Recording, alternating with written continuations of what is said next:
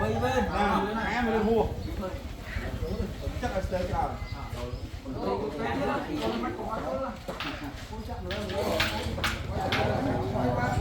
uống cảm ta có không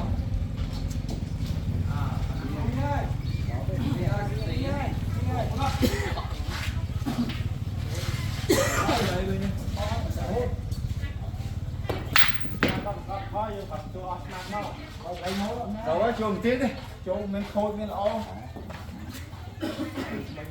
đi đi đó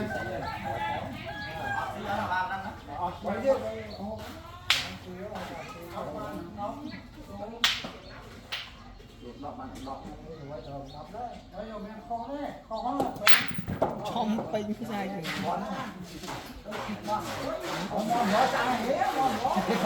ôi ơi buồn này cho bạn hốt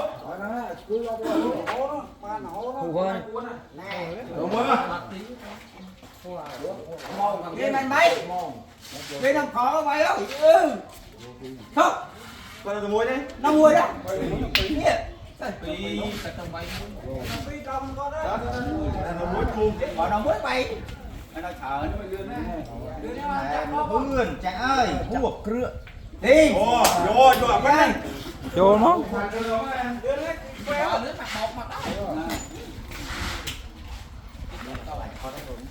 chỗ mà có chỗ mấy chỗ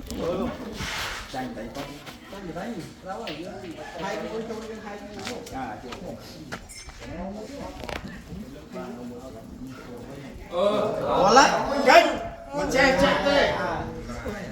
che chặt đây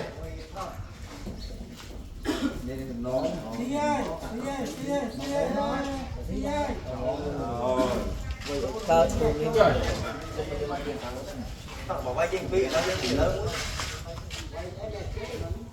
mình trình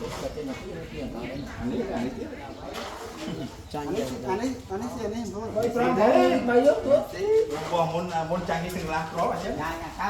có bởi không gì ta nó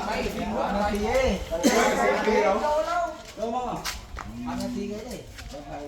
quay nó bay cái nó đi rồi luôn lái quá có xì môi